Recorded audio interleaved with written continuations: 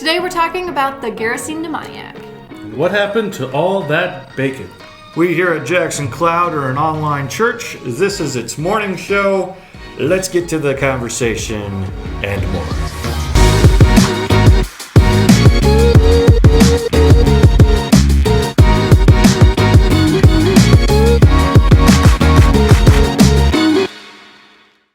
Today we are playing Stick-Tuby-Thing. I don't Stick-Tuby-Thing. Is that really The top is gone. Wait. It says on the thing. Hey, Suspend. That's it, not Stick-Tuby-Thing. Stick-Tuby-Thing. I like that. I like that better. Stick-Tuby-Thing. You guys ever have that little bird when you were a kid? You put it on your finger and it just kind of like... Yeah! This is that as a game. You try to balance as many of these as you can without them fall. Is Jenga. It's Jenga Stick-Tuby-Thing. I'll roll first. Green. Ah. And that was pretty simple. Casey. Alright. Oh, we're going backwards. Red. Here you go. Now this is where you get real thrown off the first time. Whoops. Not that quick usually, but okay. So technically those are, if you knock them over. There, that's better. I guess we're making our own rules.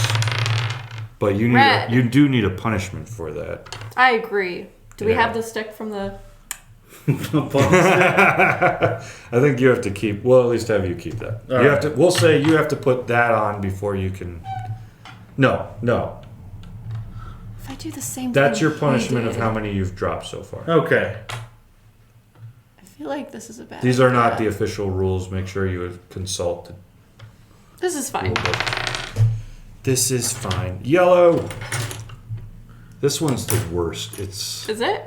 well because it's got because two it doesn't have a notches. middle. It's not a middle balance one. You're yeah. going to knock mine off and it's going to be funny. Yeah, it kind of looks like it.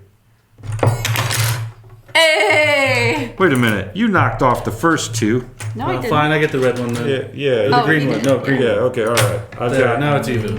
Usually we're further along than this. Let's roll the dice. Alright. It's because Black. you had the short one at the beginning instead of... Well, no, I feel like maybe Maybe. the shortest one at the beginning would be more sturdy. There you go. You went from a short to a long right off the bat, which we're doing Ooh. again.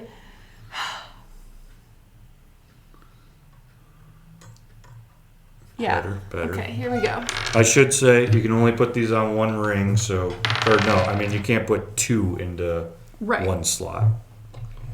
There's Blue. one right. Blue. I'll just use whatever one I want if that's okay. No, that's not how this works. Ayo. Black. I think we need a better view. I agree. Let's do this. Alright. Die. Wait.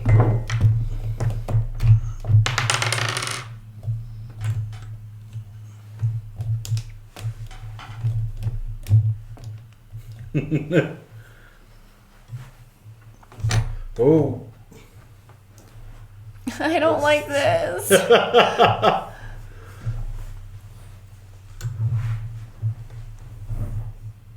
Oh man. This has gotten crazy complicated. It's Jamin's turn. No, it's cool. Someone Orange. else can go.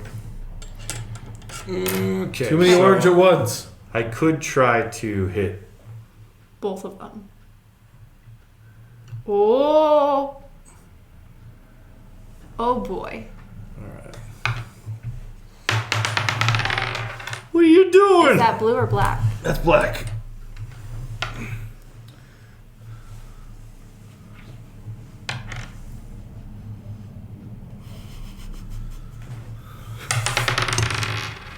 Blue. It's modern art.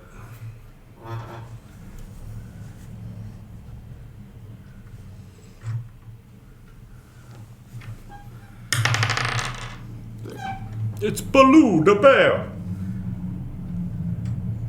I'm blue, da ba dee da ba da, da ba dee Red. So far, I have lost 2 points. Casey's lost 2 points, and she's cheating, so she's Perfect. lost nothing. I can't see the die. Ooh, no orange. Reroll. Yellow? Kind of. Ooh, Do you want me to reroll or do you want me to go for I yellow? want you to do the hard one. Of Do course. I want you to Reroll. Come on. Right. Oh, I see why this is hard. Yeah. Okay. Do you now, does yes? You're just not creative enough. What are you talking about? Not creative enough, huh? Alright, try again. No, that counts keep as that. that counts as your No, point. if it landed... No, I'm going again. I refuse to...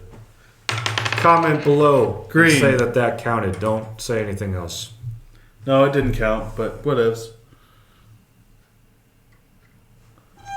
I like how he called me the cheater. Uh-huh. I wasn't cheating. I was being cool. The fact that it didn't work without knocking over means that I had a turn. We all know that. Another yellow. Everybody knows The that. other one was orange, by the way. There's no orange Everybody left. knows it. Okay.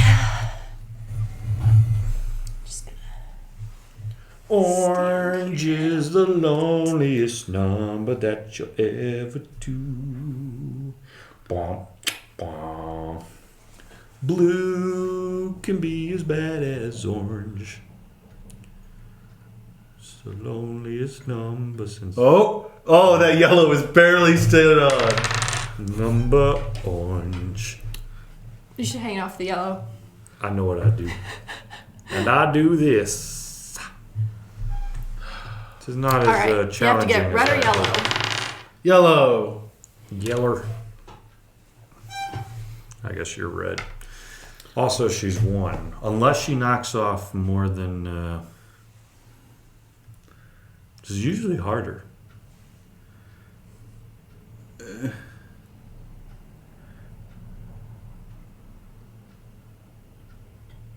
That's pretty cool. Okay, there's no point rolling because there's only one left. Are we All right. playing this wrong? I feel like I have no someone idea. should have lost by now. Because you did lose, you've both knocked things off.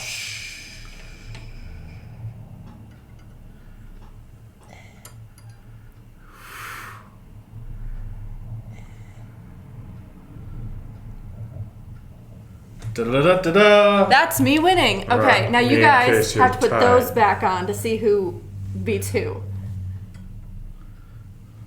Nope, you have to let him do one. You have to let him do one. You still have to take turns.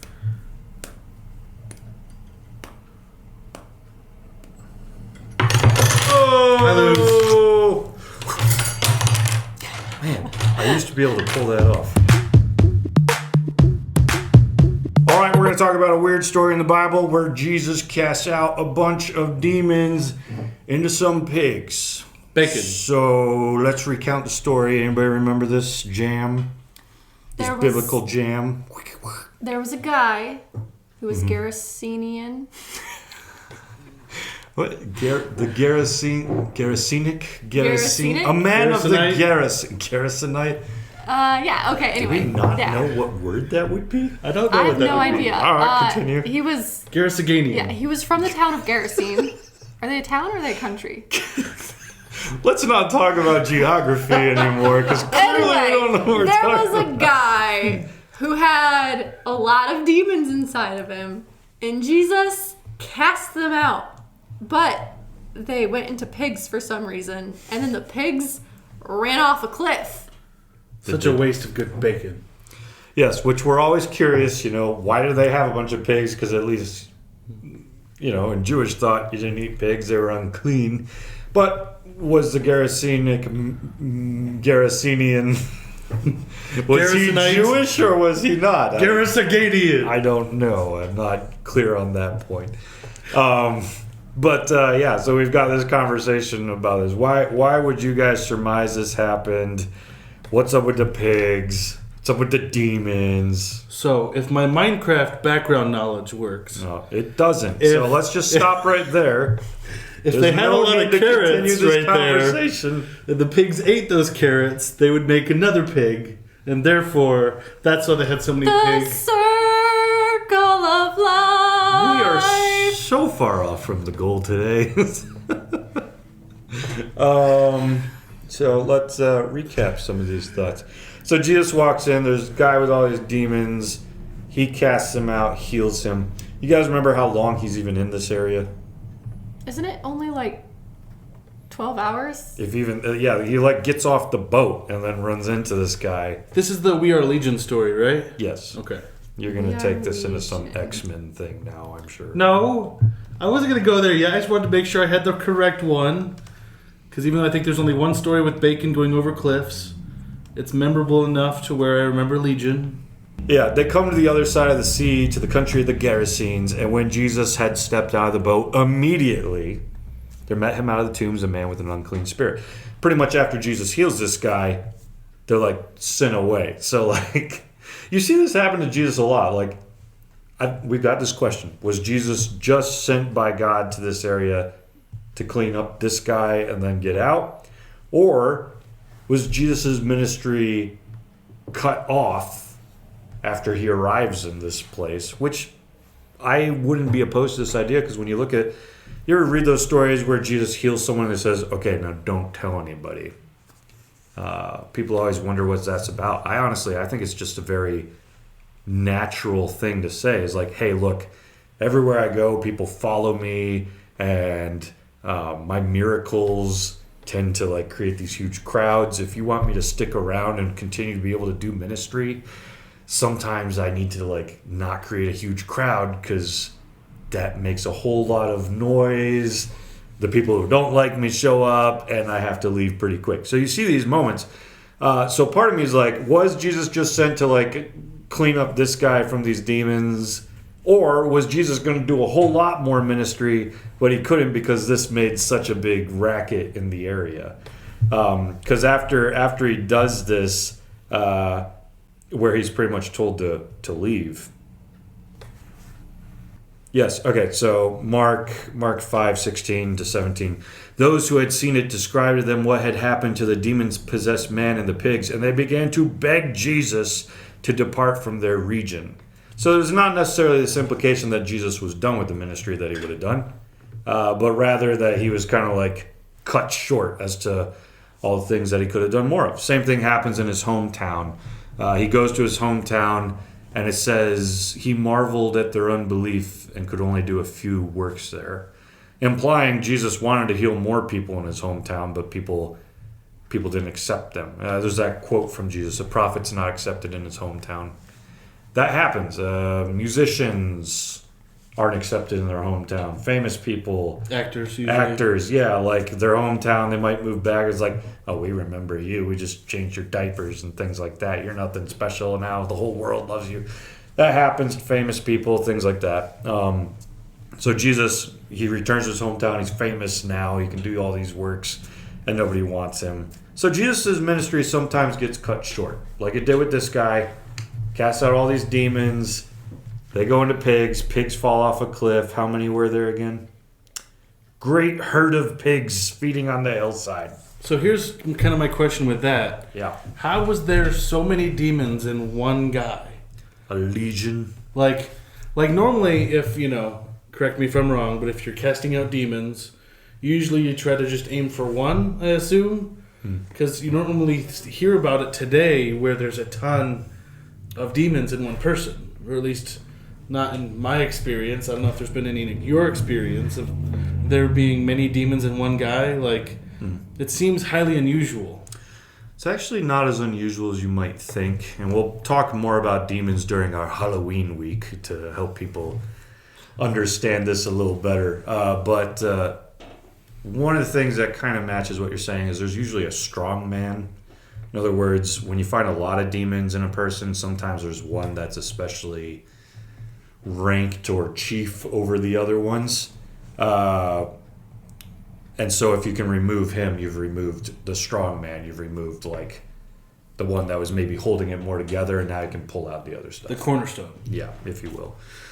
Jesus actually talks about when you cast out a demon, now this person, their house, their body is clean. What that demon does is it goes through waterless places and it goes to find its friends. And when it finds its friends, it tries to move back into the house. So he's coming back with a force to try to come in. Showing Jesus even implies like demons work together and it's not always just one. Sometimes there's more. It is actually pretty common that when you're removing a demon, you come across other ones along the way. And as far as that goes, you'll find them lumped into different categories or characteristics, like spirit of fear, spirit of sometimes disabilities. You see Jesus cast out a spirit of muteness or deafness. And when those spirits leave, you find out they can hear, they can talk again. So you see them connected to sometimes medical problems, but you also see them connected to characteristic problems. So yeah, and this guy was obviously very troubled. He had a whole lot of turmoil going on inside, and he is so overly saturated with demons that he is like to a possessed kind of state, is the way he was like a zombie, right? Just coming out like he's not even in control of what's going on. That should be a movie. I wouldn't be surprised if it already is. Yeah, what else on this topic? Well, why'd they go into pigs, Jamin? That's a good question. I don't know. Normally, they just go away. Yeah. This time they actually had to be cast into another creature. Mm-hmm. Yeah, and that's a question we've been asking for a long time. Like, what's up with that? Part of me wonders, and I'll say this, because an ancient technique to remove a demon, because Jesus was very good at just like casting out demons. Like, he was the perfect exorcist. There were other people who worked in the job of exorcist at the time, though. I don't know if they actually ever could remove anything because they weren't Jesus, but they had tactics. And one of the tactics that they had in like ancient customs was you remove a demon from a person into an animal, and then you drown an animal in the lake. Oh. So the idea was essentially like, let's remove the demon from the person, let's move it into something else, and then let's kill that something else so that the demon has nothing left to live in. But wouldn't the demon just move into something else after that? Notice earlier when Jamin was saying the demons, when they had to go find their friends, they went through waterless places. They drowned them in a lake. They're trapped by water. Well, they would at least... okay, so a few thoughts. First off, waterless places may just be deserts. Deserts throughout the Old Testament seem to be a place where they thought demons dwelt because it's anti-Eden, it's anti-life. These things are dead. They live among the dead. So waterless places could be like just this idea like they go back where they belong. But throwing them into the water... the point could be, first off, they are disembodied. They are sent away. The other point could be, in Revelation, there's a weird verse that talks about, like, when it's time for the great judgment, everything that's ever been alive is, like, put before Jesus to judge. So it talks about, like, Hades empties itself. And it also says the ocean, like, empties itself. There is this possibility based on John saying that maybe they thought that things that died in water stayed in water. In other words, like that could have been like another place of the afterlife, is things that die on land maybe went under the land to Sheol or Hades, but things that died in water had like a different territory. So there could be this just idea of like sending it again to someplace else, to the chaos of the water, right? We talked about that in our episode of Order and Chaos. Sending it to Satan's land of chaos and where it belongs. It could be the idea of sending it to just like the afterlife kind of thing. But yeah, I mean, you know, these are just more like we're looking at ancient conceptions to see why pigs, why do they jump off a cliff, what happens right here. It could also be the idea maybe in the Old Testament you put all your sin on a goat and then you gave it to Azazel. It's a whole nother conversation. But Azazel was essentially like, the idea was like, hey, Azazel is this spirit, this like demon spirit who represents sin. So Israel's like, we don't want sin on our hands. We're putting it on this goat, and then we're not sacrificing it to Azazel. Rather, we send the goat into the desert to Azazel, where evil spirits belong, to say sin belongs with evil, so we're sending evil away. So there could be this idea, because later, people really didn't want that goat to come back now that all the sin's been departed on it. So they were really afraid that like the sin that they sent into the goat to Azazel would come back to Israel, and they'd be like, oh, our sin's returned. So eventually what they started to do is they would kick the goat off a cliff to ensure that it died in the desert with Azazel where all the sin belonged. This is so convoluted. It's not convoluted because that became custom among Israel. Make sure the goat doesn't come back with our sin.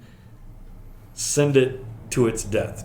And leave all our evil there. Okay, from my perspective, it's looking like it used to be you sacrifice your lamb or your goat or whatever in order to wash away your sins. Yeah. Except now they're putting their sins on that animal and sending it to the devil. So, no, in Israel there were two animals. One was sacrificed to God on behalf of your sin, but then they took this other animal and they imparted all their sin into it and then sent that to where sin belongs. In other words, God's like essentially, I don't want your sin. That doesn't belong with me. So put your sin into the animal and send the animal to where sin belongs, with Satan, with Azazel, with the wilderness, with death, with chaos, with all that. So since it becomes custom to like, we really want to make sure that goat doesn't come back, we're just going to kick it off a cliff to make sure it dies. Jesus could be playing into that custom. It's like, I'm sending all these pigs off a cliff to chaos, to Satan, to Azazel, to death, where sin and demons and all that belong. And it's like this mega exorcism of, usually you kick one goat off. Watch me just like cast out an entire country worth of demons right in front of your eyes. It's like a mega exorcism, mega cast this guy's sin away. And also allegory at the same time. Symbolism, allegory, it's all there, yeah. But since we've gotten into this Azazel stuff, I should probably bring up the verse so that we don't get confused. All right, so in Leviticus 16, it was a rule. Aaron's going to offer the bull as a sin offering for himself, shall make atonement for himself and for his house. Then he shall take 2 goats, set them before the Lord at the entrance of the tent of meeting, and Aaron shall cast lots over the 2 goats, 1 lot for the Lord, 1 lot for Azazel. Aaron shall present the goat on which the lot fell for the Lord and use it as a sin offering. So this is to say, God, this goat is on behalf of our sins. Please forgive us. And then the goat on which the lot fell for Azazel shall be presented alive before the Lord to make atonement over it, that it may be sent away into the wilderness to Azazel. So after they get this goat for Azazel, in verse 21, it says, Aaron shall lay both his hands on the head and the live goat and confess over it all the iniquities of the people of Israel and all the transgressions, all their sins. And he shall put them on the head of the goat and send it away into the wilderness. So again, it's this idea of like, we're exorcisming, we're delivering all of our sins into this goat and sending sin where it belongs, with Satan, Azazel, chaos, the desert, wilderness, all of that. So Jesus with the pigs, it could be that on crack, if you will. Just like a huge, bigger version of it. Jesus walks up to one guy, he comes up to this army of demons, and it's just like, you belong in the water and the chaos and the wilderness and the desert. So using like what they're used to, moving sin, moving demons into an animal, casting the animal where it belongs. And then this passage might make more sense. Unless it still sounds convoluted or, like I said, sacrifice to demons, which is not what I said, but maybe what you heard at one point. Have I clarified that? That is what I heard at one point. Yes, okay, I understand. It is clarified. I understand now. All right. Sounds good to me. It just I'm still very sad about the bacon. Well, because I mean, it's not your bacon. I mean, it's so. true, but like 100 pigs of bacon. That just I sounds mean, think about it, though. so good. Jesus just cast a bunch of their food into If the it water. was their food. If it was their food. Again, if they were Jewish, then they yeah. weren't eating bacon at this point. But then why would they have so many pigs if they weren't going to eat bacon? That's kind of what I'm thinking. Unless- They okay, probably Before you were, had garbage disposals. You would feed I'm all your s- slop to wait. pigs?